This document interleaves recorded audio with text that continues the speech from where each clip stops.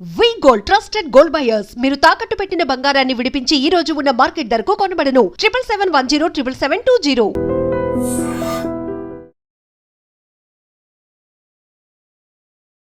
Welcome to iDream media. So జనరల్గా heart attack అంటే ఒకప్పుడు పెద్ద ఏజ్లో చూసేవాళ్ళం.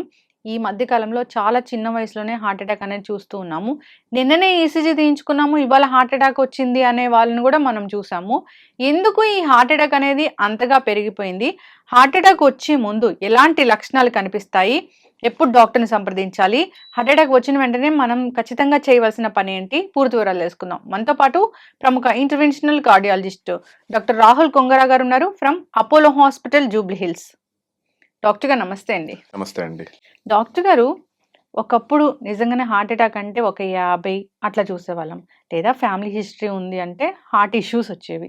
కానీ ఇప్పుడు వాక్ చేస్తూ హార్ట్ అటాక్ వస్తుంది, షటిల్ ఆడుతుంటే హార్ట్ అటాక్ వస్తుంది, పాఠాలు చెప్పే టీచర్కి అప్పటికప్పుడే హార్ట్ అటాక్ వచ్చి కుప్పకూలి చనిపోవడం చూస్తున్నాము. డాక్టర్స్ కార్డియాలజీ హాస్పిటల్లో పేషెంట్స్ని చూస్తా ఆ రౌండ్స్లోనే హార్ట్ అటాక్ వచ్చి చనిపోవడం చూస్తూ ఉన్నాం. ఎందుకు చిన్న వయసులోనే హార్ట్ అటాక్ అనేది వస్తూ ఉంది? మనం ఎందుకు కనుక్కోలేకపోతున్నాము అది హార్ట్ అటాక్ అని? సో ఈరోజు చాలా గుడ్ క్వశ్చన్ అడిగారు. సో హార్ట్ అటాక్ అనేది బేసికల్గా మీ అందరికీ తెలుసు, హార్ట్కి బ్లడ్ సప్లై అనేది తక్కువ అవుతే హార్ట్ పంపింగ్ అనేది తగ్గటం వలన హార్ట్ అటాక్ అని అంటాం దాన్ని. సో జనరల్గా మీరు అడిగిన క్వశ్చన్కి కరెక్ట్గా సమాధానం చెప్పాలంటే, మనం హార్ట్ అటాక్ జనరల్గా పెద్దవాళ్ళలో వస్తుంది అనుకుంటాం, కానీ ఈ మధ్య బాగా చిన్న వయసులో వాళ్ళకు కూడా చూస్తున్నాం. వెస్ట్రన్ పీపుల్ అంటే అమెరికా, యూరప్ అటు సైడ్ వాళ్ళతో పోల్చుకుంటే మన భారతదేశం సౌత్ ఈస్ట్ ఏషియన్స్కి జనరల్గా ఒక 10 సంవత్సరాలకి ముందల హార్ట్ ప్రాబ్లమ్స్ అనేవి స్టార్ట్ అవుతాయి. ఇది మనకి చాలా స్టడీస్, రీసెర్చ్ కూడా ప్రూవ్ చేసింది. దీని మీద అమెరికాలో కూడా ఒక మసాలా స్టడీ అని ఒక సెపరేట్ స్టడీ చేశారనమాట. మన భారతీయుల మీద పాకిస్తాన్, బంగ్లాదేశ్, శ్రీలంక, ఇలాగ మయన్మార్ ఇటు సైడ్ వాళ్ళందరి మీద స్టడీ చేసి ప్రూవ్ చేసింది ఏంటంటే, వాళ్ళ మీద మనకి 10 ఏళ్లకు ముందల హార్ట్ అటాక్ వచ్చే అవకాశం, అంటే హార్ట్ అటాక్ కాదు, హార్ట్ ప్రాబ్లమ్స్ వచ్చే అవకాశం ఎక్కువ ఉందని తెలుసు. దీంతో పాటు ఎందుకు మనకి హార్ట్ అటాక్స్ అనేది ఎక్కువ వస్తాయి, రకరకాల కారణాలు. ఒకటి మెయిన్ ఫ్యామిలీ హిస్టరీతో పాటు నెక్స్ట్ మన షుగర్ అనేది, మన ఇండియా అనేది డయాబెటీస్ క్యాపిటల్ వరల్డ్ మొత్తానికి. సో షుగర్ లెవెల్స్, నెక్స్ట్ మనం తినే ఆహారం. మీరు చూస్తే మనం అందరికన్నా, ప్రపంచం మొత్తంలో అందరికన్నా ఎక్కువ కార్బోహైడ్రేట్ తినే దేశం ఏదంటే మన ఇండియానే. మనం పొద్దున్న లేచిన దగ్గర నుంచి ఇడ్లీ, దోశ, పూరి, వడ, ఇవన్నీ కార్బోహైడ్రేట్సే ఎక్కువ. దాంతోపాటు మనం లంచ్లో కూడా మనకి దాదాపు ఎక్కువ రైస్ ఎక్కువ, కూరలు తక్కువ. ఈ మధ్య స్టడీ కూడా వచ్చింది. ఈ మధ్య ఐసీఎంఆర్ స్టడీ కూడా వచ్చింది. ఐసీఎంఆర్ స్టడీలో కూడా ప్రూవ్ అయింది ఏంటి, వరల్డ్ మొత్తంలో కన్నా ఎక్కువ కార్బోహైడ్రేట్ తినే దేశం భారతదేశం. అదొకటి. దాంతోపాటు ల్యాక్ ఆఫ్ ఫిజికల్ యాక్టివిటీ. మీరు వెస్ట్రన్ వరల్డ్లో చూస్తే పొద్దున్న లేచిన దగ్గర నుంచి సాయంత్రం వరకు ఎక్కువసేపు నడుస్తారు, లేదంటే వీలైనంత తక్కువ కారు వాడతారు, డైలీ ఫిజికల్ యాక్టివిటీ చేస్తారు. సో మనకి అన్ఫార్చునేట్గా మనం ఒకప్పుడు చేసేవాళ్ళం, ఇప్పుడు మనకి కార్లు వచ్చినాయి, లేదంటే పొల్యూషన్ వల్ల దేనివల్ల మనం అన్ఫార్చునేట్గా ఎక్కువ నడవలేకపోతున్నాం. సో ఇలాగ lack of physical activity, next ఇంకా పొల్యూషన్ వల్ల, ఇలా రకరకాల కారణాల వల్ల మనకి హార్ట్ అటాక్ వచ్చే అవకాశం ఉంటుంది అనమాట. జనరల్గా ఇప్పుడు మీరు చూస్తుంటే యంగ్స్టర్స్లో ఏమవుతుంది, ఫస్ట్ స్ట్రెస్ లెవెల్స్ బాగా పెరిగిపోతున్నాయి. నెక్స్ట్ బాగా అవుట్ సైడ్ ఫుడ్ వల్ల అన్కంట్రోల్డ్గా కొలెస్ట్రాల్ లెవెల్స్ పెరిగిపోవటం. ఒకప్పుడు మీద మనకి ఎనర్జీ లెవెల్స్ బాగా ఎక్కువైపోయినాయి. ఒకప్పుడు మనకి ఫుడ్ దొరకటమే చాలా కష్టం. ఈ రోజు ఇంట్లో కూర్చొని మనం ఒక బటన్ నొక్కితే మన ఇంటికి ఫుడ్ డెలివరీ వస్తుంది, ఎక్కడికి వెళ్ళి నడిచి కూడా వెళ్ళాల్సిన అవసరం లేదు. దాంతో మనకి బాగా ఎనర్జీ ఎక్సెస్. సో దానివల్ల మనకి బాడీలో మెటబాలిజం అంతా డీరేంజ్ అవటం, తినేది ఎక్కువ, ఖర్చు చేసేది తక్కువ, పాజిటివ్ బ్యాలెన్స్ ఎక్కువ, నెగిటివ్ బ్యాలెన్స్ తక్కువ. సో ఇవన్నీ ఏంటి, రకరకాల కారణాలు. జెనెటిక్స్, నెక్స్ట్ వచ్చేసి షుగర్, నెక్స్ట్ వచ్చేసి food, next lack of physical activity, next వచ్చేసి స్ట్రెస్. వీటిలన్నిటితో పాటు ఎవరైతే ఎక్కువ స్మోకింగ్ చేస్తారో, లేదా ఎక్కువ పొల్యూషన్కి ఎక్స్పోజ్ అవుతారో, ఇవన్నీ మనకి హార్ట్ అటాక్కి రావటానికి ఒక మంచి గ్రౌండ్ సెట్ చేసి పెడతాయి అన్నమాట. సో అన్ఫార్చునేట్గా మన యూత్ ఈ మధ్య కాలంలో ఎక్కువ మంది ఈ అన్నిటికీ ఎక్స్పోజ్ అవుతున్నారు. సో దీనివల్ల మనకి హార్ట్ అటాక్స్ చాలా ఎక్కువ అవుతున్నాయి. ఎస్. ఇంకో గుడ్ క్వశ్చన్ అడిగారు, డాక్టర్స్ కూడా మనం చూస్తున్నాం. డాక్టర్స్ అందరికీ చూడటానికి చాలా హ్యాపీగా హాస్పిటల్లో పని చేసుకుంటారు, రౌండ్స్ వేసుకుంటారు, ఇంటికి వెళ్ళిపోతారు, వాళ్ళకి ఏం ప్రాబ్లమ్స్ రావని మనం అనుకుంటా ఉంటాం. కానీ మీరు చూస్తే చాలా స్ట్రెస్ ఉంటుంది డాక్టర్స్కి. ఒక పేషెంట్ గురించి ఒక ప్రొసీజర్ చేసేటప్పుడు ఆ ప్రొసీజర్ సక్సెస్ఫుల్గా అయిపోయే వరకు డాక్టర్ ఎంత స్ట్రెస్ఫుల్గా ఫీల్ అవుతాడంటే, మీరు ఆ టైంలో డాక్టర్కి ఒక హార్ట్ రేటు బీపీ మానిటర్ చేశారనుకోండి, ఆ ఫ్లక్చువేషన్స్ చూస్తే మీకే భయం వేస్తుంది. అదొకటి. Next long working hours, next irregular food habits, next వచ్చేసి నైట్ డ్యూటీలు చేయటం, అది చేయటం. అసలు మీకు డేటా ఒక పెద్ద స్టడీ చేశారనమాట. ఏ డిపార్ట్మెంట్ డాక్టర్స్లో highest number of heart problems ఉన్నాయని. కార్డియాలజిస్టులు మీరు చెప్తే మీరు ఆశ్చర్యపోతారు. కార్డియాలజిస్టులకి టాప్ 5 కూడా కాదు, టాప్ 3లో కార్డియాలజిస్టులు ఉంటారు ఎక్కువ హార్ట్ ప్రాబ్లమ్స్ ఉండే డాక్టర్స్లో. That is the irony of the situation. So doctor గారు, అంటే మాలాంటి నార్మల్ పీపుల్ కన్నా డాక్టర్స్ లైఫ్ స్పానే ఒక 10 ఏళ్ళు తక్కువ. Yes, that is true, and science is also telling that. Yes. అయితే ఎందుకు ప్రీ సిమ్టమ్స్, ఇప్పుడు హార్ట్ అటాక్ వచ్చే ముందు ఈ బండ గుర్తులు, ఈ 4 సిమ్టమ్స్ ఉంటాయి, గుర్తు పెట్టుకోండి, హాస్పిటల్కి వెళ్ళండి అంటే అట్లాంటివి ఏమి ఉండవా? సో యాక్చువల్గా ట్రెడిషనల్ రిస్క్ ఫ్యాక్టర్స్ అని కొన్ని ఉంటాయి, అండ్ రిస్క్ ఫ్యాక్టర్స్తో పాటు స్క్రీనింగ్ స్కోర్స్ అని కొన్ని ఉంటాయి. మనకి జనరల్గా షుగర్ ఒకటి, డయాబెటీస్ ఒకటి, ఫ్యామిలీ హిస్టరీ ఒకటి, ఇవి జనరల్గా రిస్క్ ఫ్యాక్టర్స్. ఈ రిస్క్ ఫ్యాక్టర్స్ ఉన్న వాళ్ళందరికీ స్కోరింగ్ సిస్టమ్స్ ఉంటాయి అనమాట. జనరల్గా వెస్ట్రన్ వరల్డ్లో అమెరికన్ గైడ్ లైన్స్ కొన్ని 40 years నుంచి స్కోరింగ్ చేసి వాళ్ళని క్లాసిఫై చేస్తారు. ఓకే, వీళ్ళు హై రిస్క్ అంటే హార్ట్ ప్రాబ్లం రావటానికి హై రిస్క్, వీళ్ళు లో రిస్క్, వీళ్ళు ఇంటర్మీడియట్ రిస్క్ అని క్లాసిఫై చేస్తారు. అలాగా మన ఇండియాకి లిపిడ్ అసోసియేషన్ ఆఫ్ ఇండియా అని ఒకటి ఉంది. వాళ్ళు కూడా ఈ మధ్య కొత్త గైడ్ లైన్స్ ఇచ్చారు. సో మనకి కూడా ఒక 30 years నుంచి క్లాసిఫై చేస్తున్నారు. సో జనరల్గా ఇలా క్లాసిఫై చేయటం వల్ల మనకి ఏమవుతుందంటే ప్రజలకు అవగాహన ఎక్కువ వస్తుంది. ఓకే, నేను ఈ వయసు నుంచి ఈ చెకప్స్ చేయించుకోవాలి, ఈ చెకప్స్లో నేను ఇవి చూసుకోవాలి. ఎవరికైతే దాంట్లో హై స్కోర్స్ ఉన్నాయో వాళ్ళు నెక్స్ట్ లెవెల్ ఆఫ్ టెస్టింగ్కి వెళ్ళాలి. సో అలా టెస్టింగ్కి వెళ్ళినప్పుడు చాలా మందిలో మనం ముందలగానే ఓకే పలానా వాళ్ళకి ఓకే వీళ్ళకి థ్రెడ్మిల్ టెస్ట్ చేసాము, లేదంటే వీళ్ళని మనం సిమ్టమ్స్ అడుగుతున్నాం, లేదా వీళ్ళని హిస్టరీ అడుగుతున్నాం. అలా మనం ఐడెంటిఫై చేసుకొని వీళ్ళలో ప్రాబ్లం ఉంది, లేదా వీళ్ళు high risk for heart disease అని మనం గుర్తించి చాలా వరకు ప్రివెంట్ చేయగలుగుతున్నాం. నెక్స్ట్ దీంతో పాటు చాలా కామన్గా చేసే మిస్టేక్ ఏంటంటే గ్యాస్ట్రైటిస్ అనుకొని చాలా మంది హార్ట్ ప్రాబ్లమ్ని నెగ్లెక్ట్ చేస్తారు.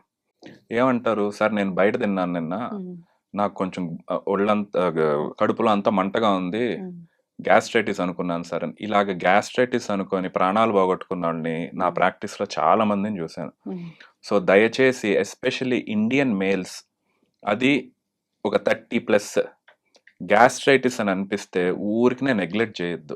డెఫినెట్గా వెళ్ళి చిన్న టెస్ట్, ఒక ఈసీజీ, వెరీ బేసిక్ టెస్ట్, ఒక ఈసీజీ చేయించుకొని, ఒక వీలైతే ఈసీజీలో ఏదైనా చేంజెస్ ఉంటే దానికి సంబంధించిన next level of test, troponin టెస్ట్లు ఎక్కువ ఇవన్నీ చేయించుకొని అంతా బాగుంది అనుకుంటేనే మీరు సేఫ్గా. ట్రోపోనిన్ అంటే బ్లడ్ టెస్ట్. ట్రోపోనిన్ అనేది ఒక బ్లడ్ టెస్ట్. హార్ట్ అటాక్ అనేది వస్తే ట్రోపోనిన్ టెస్ట్ అనేది ఎక్కువ అవుతుంది అనమాట. ఎవరైనా చేయించుకోవచ్చు, ఎవరు పడితే వాళ్ళు చేయించుకోకూడదు. అది ఇంకో మిస్ కన్సెప్షన్. చాలా మంది ఏం చేస్తారంటే ఊరికనే చేయించుకుంటారు టెస్ట్లు. దానివల్ల సిస్టమ్ని అబ్యూస్ చేస్తున్నాం మనం. ఆల్రెడీ మన system very very very high burden system, ఇంకా ఎక్కువ స్ట్రెస్ క్రియేట్ చేస్తున్నాం. ఈసీజీ వరకు సిమ్టమ్స్ ఉంటే చేయించుకోండి. డాక్టర్ సజెషన్ ప్రకారం మీకు ట్రోపోనిన్ అవసరమా లేదంటే నెక్స్ట్ టెస్ట్ అనేది అవసరమా డిసైడ్ చేసుకొని మనం ప్లాన్ చేసుకోవచ్చు. ఇప్పుడు ఈ గ్యాస్ట్రైటిస్ వల్ల వచ్చిన నొప్పికి గుండె నొప్పికి ఉన్న తేడా అంటే ఏముంటుంది, ఒక చిన్న తేడా? సో సింపుల్గా చెప్తాను. జనరల్గా classical symptom of heart attack ఎలా ఉంటుందంటే లెఫ్ట్ సైడ్, కామన్గా లెఫ్ట్ సైడ్ వస్తుంది. అలానే ఓన్లీ లెఫ్ట్ సైడ్ అనే కాదు, లెఫ్ట్ సైడ్ పెయిన్. ఎవరన్నా మన గుండె మీద ఒక పెద్ద బండరాయి తెచ్చి పెట్టేస్తే ఎంత భారంగా ఉంటుందో, బరువు ఆ బరువు ఇక్కడి నుంచి మళ్ళీ ఎడం చేతికి లాగేసినట్టు రావటం, కొంతమంది గొంతు వరకు రావటం, ఇలాగ జనరల్గా వస్తుంది. ఆ పెయిన్ కూడా వచ్చినప్పుడు మనకి కొంచెం ఆయాసం రావటం, బాగా చెమటలు పట్టడం, దాంతోపాటు గుండె దడ రావటం, ఒక్కొక్కసారి కొంతమందిలో కళ్ళు తిరగటం, ఇలాంటివి సాధారణంగా చూస్తాం. అలా అని ప్రతిసారి హార్ట్ అటాక్ ఇలానే వస్తుందా అంటే కాదు. చాలా మందికి షుగర్ ఉన్న పేషెంట్లకి, ఎస్పెషల్లీ షుగర్ ఉన్న పేషెంట్లకి క్లాసికల్గా హార్ట్ అటాక్ ఇలా రాదు. వాళ్ళలో ఎలా ఉంటుందంటే ఎక్కువ అలసట రావటం. అంటే ఇది వరకు బాగానే ఉంటారు, సడన్గా వాళ్ళకు ఒక రోజు ఇది వరకు చేసే పని మీద పని చేయటంలో అలసట ఎక్కువ రావటం, అది ఒకటి. దాంతోపాటు బాగా ఆయాసం రావటం. దాని తర్వాత హార్ట్ అటాక్ నెగ్లెక్ట్ చేసేస్తారు కొంతమంది. నెగ్లెక్ట్ చేసేసి హార్ట్ ఫెయిల్యూర్ లోకి వెళ్తారు. నొప్పని తెలియదు కదా డాక్టర్. నొప్పని తెలియదు అన్ఫార్చునేట్ గా, ఎందుకంటే వాళ్ళకి షుగర్ ఏం చేస్తుందంటే ఈ నొప్పిని మాస్క్ చేస్తుంది. అంటే నొప్పి తెలియకుండా చేస్తుంది. నరాలు ప్రాబ్లం కదా, షుగర్ వస్తే ఏమవుతుంది, నరాలు డ్యామేజ్ అవుతాయి. సో ఆ నొప్పికి సంబంధించిన నరాలు సరిగ్గా పనిచేయకపోవటం వల్ల ఏమవుద్ది, నొప్పి తెలియదు చాలా మందికి. ఆయాసం వస్తే ఆయాసం వచ్చి కాళ్ళ వాపులు రావటం, నైట్ నిద్రపోకపోవటం, ఎక్కువగా దగ్గుతో పాటు కళ్ళబట్టడం, ఇలాంటి బాగా ఎక్కువ అనేది షుగర్ పేషెంట్ లో జనరల్ గా హార్ట్ అటాక్ రావటం వల్ల, నెగ్లెక్ట్ చేయటం వల్ల ఇలా కనిపిస్తుంది మనకి. రోజుట్లా లేరు వాళ్ళకి, ఎగ్జాక్ట్లీ చేత కానట్లుగా ఉంది ఒక రోజు అన్నప్పుడు డాక్టర్ దగ్గరికి వెళ్ళాల్సింది. డెఫినెట్లీ ఒకటి మాత్రం మోస్ట్ ఇంపార్టెంట్ అండి, సొంత డెసిషన్స్ హెల్త్ దగ్గరికి వచ్చేటప్పటికి దాదాపు అవాయిడ్ చేయండి. లేదా మీరు ఎవరో యూట్యూబ్లో చెప్పారనో, ఎవరో ఇన్స్టాగ్రామ్లో చెప్పారనో, ఫేస్బుక్లో చెప్పారనో కాదు, కొన్ని మీ బాడీని మీరు వినాలి. సిమ్టమ్స్ వచ్చినప్పుడు అది పెద్ద డాక్టరో చిన్న డాక్టర్, పెద్ద హాస్పిటల్ చిన్న హాస్పిటల్ వెళ్ళి బేసిక్ ఎవాల్యుయేషన్ వరకు చేయించుకోండి. ఎందుకంటే చాలా సార్లు ఇట్లాగా చాలా మంది అన్ఫార్చునేట్ గా వి లాస్ట్ మెనీ పేషెంట్స్. అవును, చాలా మంది కూడా అంటే గ్యాస్ నొప్పేలే. ఎగ్జాక్ట్లీ, నేను కూడా 2-3 పేషెంట్స్ ని పంపించాను డాక్టర్ గారు. వాళ్ళు గ్యాస్ నొప్పి అనుకొని 2-3 రోజులు ఉండడము, మళ్ళీ మేము గైడ్ చేయడము, వాళ్ళు వెళ్ళడము, వాళ్ళకి స్టెంట్స్ పడడము. 100% అండి. ఇప్పుడు మీరు ఇందాక ఇంకో క్వశ్చన్ అడిగారు, నిన్న మొన్న ఈసీజీ చేయించాము, నార్మల్గా ఉంది, 4వ రోజుకి మళ్ళీ హార్ట్ అటాక్ వచ్చింది. ఈసీజీ అనేది ఆ నిమిషంలో మీ హార్ట్ ఎలా ఉందో చెప్పుద్ది, లేదా ఇది వరకు మీ హార్ట్ కి ఏదైనా డ్యామేజ్ అయితే దానికి సంబంధించిన చేంజెస్ మాత్రం చెప్పుద్ది. రేపు జరగబోయేది మీకు ఈసీజీ చెప్పదు. అప్పటికప్పుడు సిమ్టమ్ వస్తే ఈసీజీ తీపించుకొని ఏదన్నా ఉంటే దాని ప్రకారం మెడికల్ ట్రీట్మెంట్ తీసుకోవటం. డాక్టర్ గారు, ఈ మధ్య ఒక వీడియో వైరల్ అవుతుంది, హార్ట్ అటాక్ వస్తే ఇంట్లోనే మనము ఒక 3 టాబ్లెట్లు దగ్గర పెట్టుకోండి, డాక్టర్ దగ్గరికి వెళ్ళేలోపు ఈ టాబ్లెట్స్ వేసుకోండి అని అంటున్నారు. నిజంగానే అవి పనిచేస్తాయా? ఇది ఏమైనా ప్రజల్ని ఇబ్బంది పెట్టే అంశమా? సో వెరీ గుడ్ క్వశ్చన్ అండి, ఇది చాలా ఇంపార్టెంట్ ఫర్ పబ్లిక్ అవేర్నెస్. జనరల్గా హార్ట్ అటాక్ అనేది వచ్చింది అంటే పేషెంట్ హాస్పిటల్కి వచ్చిన తర్వాత కూడా మేము డయాగ్నోస్ చేసి ఈసీజీ కానీ వేరే సిమ్టమ్స్ అడిగి డయాగ్నోస్ చేసి ఫస్ట్ ఇచ్చే ట్రీట్మెంట్ మీరు చెప్పిన 3 టాబ్లెట్స్. ఒకటి ఆస్పిరిన్, రెండోది క్లోపిడోగ్రెల్, 3 ఎటోరోస్టాటిన్. ఇందులో ఆస్పిరిన్, క్లోపిడోగ్రెల్ వచ్చేసి బ్లడ్ థిన్నర్స్. ఎటోరోస్టాటిన్ అనేది ఒక కొలెస్ట్రాల్ మెడిసిన్ అన్నమాట. ఈ బ్లడ్ థిన్నర్స్ ఏం చేస్తాయంటే, హార్ట్ అటాక్ అంటే ఒక బ్లడ్ క్లాట్ ఫామ్ అవటం. సో ఈ బ్లడ్ క్లాట్ ని కరిగించడానికి బ్లడ్ థిన్నర్స్ ట్రై చేస్తాయి. అండ్ ఫర్దర్ గా బ్లడ్ క్లాట్ ప్రోగ్రెస్ అవ్వకుండా, అంటే ఇంకా పెరగకుండా ఉండటానికి ఈ బ్లడ్ థిన్నర్స్ టాబ్లెట్స్ హెల్ప్ చేస్తాయి. అండ్ ఇవి లైఫ్ సేవింగ్ టాబ్లెట్స్. అంటే అలా అని అందరూ చెస్ట్ పెయిన్ వచ్చినప్పుడు లేదంటే ఏదన్నా హార్ట్ అటాక్ అని మీకు అనిపించినప్పుడు ఆ టాబ్లెట్స్ వేసుకోవాలా అంటే it is a very grey area. అందులో కొంతమందికి నిజంగా హార్ట్ అటాక్ ఉన్న వాళ్ళకి వాళ్ళ అదృష్టవశాతం దగ్గర టాబ్లెట్స్ ఉంటే పనిచేస్తాయి. కొంతమందికి హార్ట్ అటాక్ లేని వాళ్ళు ఆ టాబ్లెట్స్ వేసుకోవటం వల్ల వేరే కాంప్లికేషన్స్ వచ్చిన వాళ్ళు కూడా ఉంటారు. సో అందుకే మీకు ఏదన్నా ఇబ్బంది అనిపించినప్పుడు నెగ్లెక్ట్ చేయకుండా దగ్గరలో ఉన్న హాస్పిటల్కి వెళ్ళడం అనేది బెస్ట్ థింగ్. అది గ్యాస్ నొప్ప, గుండె నొప్ప అని మనం డిసైడ్ చేసుకోకూడదు, డాక్టర్ విల్ డిసైడ్ అది ఏంటి అనేది. కాళ్ళ వాపులు కూడా ఉంటాయి డాక్టర్ గారు? సో కాళ్ళ వాపులు ఇమ్మీడియట్ గా హార్ట్ అటాక్ వల్ల రావు. హార్ట్ అటాక్ వల్ల హార్ట్ పంపింగ్ ఫంక్షన్ తగ్గుద్ది. అలా పంపింగ్ ఫంక్షన్ తగ్గటం వల్ల ఏమవుద్ది, హార్ట్ అనేది బేసికల్లీ ఒక పంప్ లాంటిదండి. Forward blood, backward blood. Heart attack రావటం వల్ల హార్ట్ ఫార్వర్డ్ బ్లడ్ పంపించలేదు. సో బ్లడ్ అంతా ఏమవుద్ది, వెళ్ళి లంగ్స్ లో చేరుద్ది, ఊపిరితిత్తుల్లో చేరుద్ది. ఆ ఊపిరితిత్తుల్లో నుంచి మళ్ళీ కింద భాగాలన్నిటిలోకి అలా ఫ్లూయిడ్ అనేది అక్యుములేట్ అవుద్ది అనమాట. సో కాళ్ళ వాపులు హార్ట్ అటాక్ వల్ల, హార్ట్ ఫెయిల్ అవటం వల్ల వస్తాయి. అలా అని ప్రతి కాళ్ళ వాపులు హార్ట్ ప్రాబ్లం వల్ల అని మళ్ళీ అదొక అపోహ. కాళ్ళ వాపులకి రకరకాల కారణాలు, కిడ్నీ ప్రాబ్లం వల్ల రావచ్చు, వారికోస్ వీన్స్ వల్ల రావచ్చు, లేదా ఏదైనా ఇన్ఫెక్షన్ దెబ్బ తగలటం వల్ల రావచ్చు. సో ఓవరాల్ గా ఒక సిమ్టమ్ ఒక దాని వల్ల అని ఇట్స్ వెరీ డిఫికల్ట్. మేము అందుకే కదా అన్ని సంవత్సరాలు చదువుకొని ప్రాపర్గా ట్రీట్మెంట్ చేసేది. సో సొంత ట్రీట్మెంట్స్ చాలా వరకు అవాయిడ్ చేయండి వీలైనంత వరకు. హార్ట్ అటాక్ వస్తే ట్రీట్మెంట్ అంటే ఎట్లా ఉంటుంది? సో హార్ట్ అటాక్ అనేది డయాగ్నోజ్ అవటం వల్ల ట్రీట్మెంట్స్ కూడా మనకి వేరియస్ టైప్స్ ఆఫ్ ట్రీట్మెంట్స్ ఉన్నాయండి, రకరకాల ట్రీట్మెంట్స్. సో జనరల్గా హార్ట్ అటాక్లో కూడా రకాలు ఉంటాయి. అందులో ఎస్టీ ఎలివేషన్ ఎంఐ అంటారనమాట, స్టెమీ అంటాం. స్టెమీ అనేది హార్ట్ అటాక్స్లో ఉన్న రకాల్లోకి అత్యంత most dangerous and life threatening అనమాట. సో స్టెమీని కరెక్ట్గా ఐడెంటిఫై చేయకపోతే హార్ట్ అనేది ఫెయిల్ అయ్యి బాడీ అనేది షాక్లోకి వెళ్ళినప్పుడు మనం ఎంత ట్రీట్మెంట్ చేసినా ఓన్లీ 50% బతుకుతారు. ఇవి నేను చెప్పే మాటలు కాదు, స్టడీస్ కూడా చెప్తున్నాయి. వరల్డ్ వైడ్ కొన్ని సంవత్సరాలు దశాబ్దాలు కొద్ది చేసిన స్టడీస్ కూడా చెప్తున్నాయి. సో ఇలా స్టెమీ అనేది పేషెంట్కి డయాగ్నోస్ అయినప్పుడు హార్ట్ అటాక్లో ఫస్ట్ ఈసీజీ ద్వారా దాన్ని ఐడెంటిఫై చేస్తాం. తర్వాత టైం ఈజ్ వెరీ ఇంపార్టెంట్ అండి. ఫస్ట్ 2 అవర్స్లో బ్లడ్ థిన్నర్ ఇంజెక్షన్స్ ఉంటాయి కొన్ని. బ్లడ్ థిన్నర్ ఇంజెక్షన్స్ తర్వాత స్టంట్ వేయటం, ఈ రెండు ఫస్ట్ 2 అవర్స్లో దాదాపు సమానంగా పనిచేస్తాయి. 2 అవర్స్ తర్వాత నుంచి జనరల్గా స్టంట్కి కొంచెం బెటర్ అడ్వాంటేజ్. అంటే పేషెంట్ హాస్పిటల్కి వస్తాడు, ఈసీజీ తీస్తాం, నొప్పితో ఐడెంటిఫై చేస్తాం. ఐడెంటిఫై చేసి అడుగుతాం, మీకు నొప్పి ఎప్పటి నుంచి స్టార్ట్ అయిందండి అని. డాక్టర్ గారు నాకు నొప్పి స్టార్ట్ అయ్యి ఒక 2 గంటలు అవుతుంది అంటే ఆప్షన్ ఇస్తాం అనమాట. ఇక్కడ ట్రీట్మెంట్ అనేది మీకు చెప్పాలంటే మన ఇండియాలో ట్రీట్మెంట్ అనేది అల్టిమేట్గా ఖర్చుతో కూడుకున్న విషయం.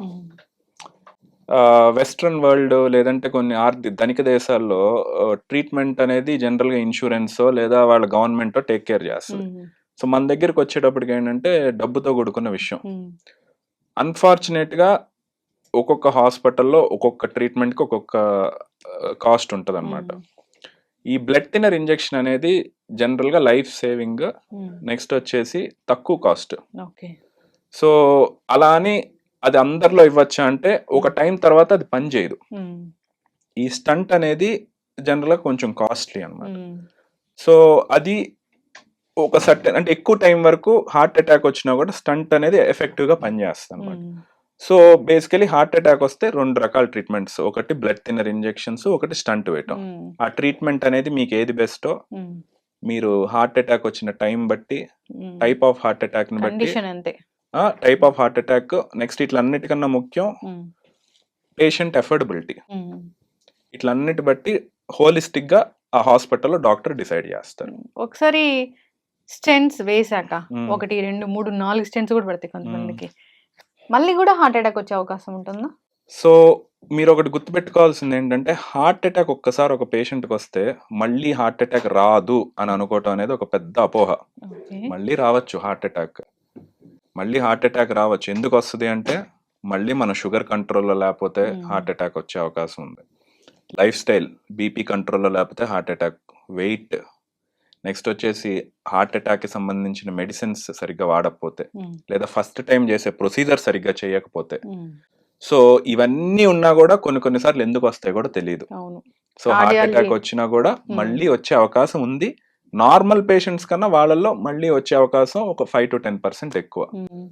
బ్లడ్ థిన్నర్స్ ఇస్తారు కదా డాక్టర్ వాళ్ళకి? బ్లడ్ థిన్నర్స్ ఇస్తారండి. బ్లడ్ థిన్నర్స్ ఇచ్చినా కూడా కొన్నిసార్లు ఈ వేరే పారామీటర్స్, మన బీపీ కానీ, షుగర్ కానీ, లైఫ్ స్టైల్ కానీ, అసలు మోస్ట్ ఇంపార్టెంట్ స్మోకింగ్. చాలా మంది స్టంట్ ఏజ్ చేసుకున్నాను, నాకు హార్ట్ అటాక్ వచ్చింది, స్టంట్ ఏజ్ చేసుకున్నాను, నేను ఇంకా నాకేం కాదని మందులు సరిగ్గా వాడరు. మళ్ళీ they will go back to their old self, smoking చేస్తారు, ఫుడ్ కంట్రోల్ ఉండదు, షుగర్ కంట్రోల్ ఉండదు. అప్పుడు మేము కూడా పెద్ద చేసేది ఏం లేదు. చక్కగా చెప్పా డాక్టర్. డాక్టర్ గారు, ఎవరికైనా కానీ హార్ట్ అటాక్ రాకూడదు అంటే ఏమైనా ఒక ఇంజెక్షన్ ఉంటుందా? ఎప్పటికీ హార్ట్ అటాక్ రాకూడదు అనడానికి, లేదా హార్ట్ అటాక్ వస్తుందో రాదో తెలుసుకోవడానికి ఏమైనా టెస్ట్ ఉంటుందా? So good question. Heart attack రాకుండా ఉండటానికి ఇంజెక్షన్ అనేది ఇప్పటి వరకు లేదు. అండ్ దాని గురించి కొంతమంది పరిశోధకులు they are doing some studies, but it's a very distant dream. ఎందుకంటే హార్ట్ అటాక్ అనేది రకరకాల కారణాల వల్ల వస్తుంది అండ్ ఒక్కొక్క పాపులేషన్లో ఒక్కొక్కలా ప్రజెంట్ అవుద్ది అనమాట. సో దానికి treatment one size fits all కాదు, ఎవరికి తగినట్టు వాళ్ళకి మనం కస్టమైజ్ చేసి చేయాలి.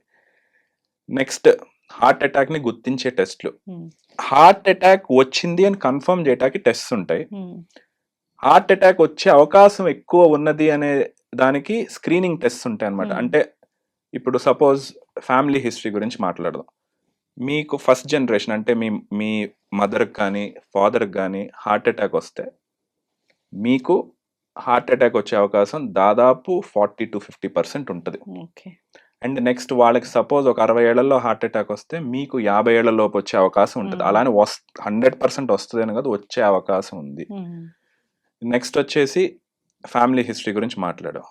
నెక్స్ట్ ఈ స్క్రీనింగ్ టెస్ట్ ఒక వయసు దాటిన తర్వాత, ఉమ్, వెస్ట్రన్ వరల్డ్ అయితే 40 అని చెప్తారు. నా దృష్టిలో అయితే అది వాళ్ళకి అప్లికబుల్ అవుతుంది. మన వాళ్ళు 30 ఇయర్స్ నుంచే మొదలు పెట్టాలి. ఉమ్, సంవత్సరానికి ఒక్కసారన్నా cholesterol test, okay, next sugar test, next వీలైతే అక్కడ సిచ్యువేషన్ బట్టి ఒక థ్రెడ్మిల్ టెస్ట్ కానీ, ఉమ్, వీటిలో ఏదైనా అబ్నార్మాలిటీస్ ఉంటే పేషెంట్కి అవసరం పడితే డాక్టర్ సజెషన్ ప్రకారం అవసరమైతే సిటీ కొరోనరీ యాంజియోగ్రామ్ లేదా next level of test coronary angiogram లాంటి సిటీ కరోనరీ యాంజియోగ్రామ్ డాక్టర్ చెప్పకుండా కూడా మేము చేయించుకోవచ్చా? సో ఇది చాలా కాంట్రవర్షియల్ టాపిక్. చాలా సెంటర్స్ బయట ఆఫర్ చేస్తున్నారు ఉమ్, ప్యాకేజెస్ లో సిటీ కొరోనరీ యాంజియోగ్రామ్ లేదంటే సిటీ కాల్షియం స్కోరింగ్ అని.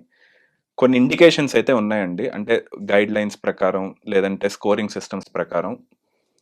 సో దానివల్ల వాళ్ళు చేస్తున్నారు. బట్ బెటర్ నన్ను అడిగితే with doctors suggestion you have to do. మనకి దీన్ని we're lucky in a way and we're unlucky in a way. మనకి హెల్త్ సిస్టమ్ అనేది మనకి చాలా యాక్సెసిబుల్. సో మనం ఏ టెస్ట్ కావాలన్నా వెంటనే చేయించుకోవచ్చు, లేదా డాక్టర్ని కలవాలన్నా వెంటనే కలవచ్చు, హాస్పిటల్కి వెళ్ళాలన్నా వెంటనే వెళ్ళొచ్చు.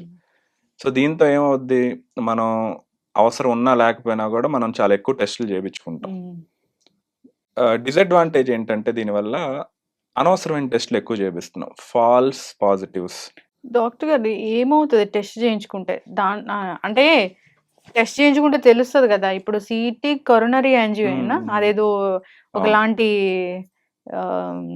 డై ఇచ్చి చేస్తారు అని అంటారు. అంటే అది చేయించుకుంటే ఒక 5 years వరకు రాదంటగా. సో అది చేయించుకున్న తర్వాత 5 years తర్వాత రాదు అనేది కొంతవరకు కరెక్టే, నేను దాన్ని కాదన్ను. కాకపోతే ఆ టెస్ట్ చేయించుకోవడానికి మీకు రేడియేషన్ ఇవ్వాలి, ఓకే. నెక్స్ట్ వచ్చేసి బాడీలోకి డై ఇవ్వాలి.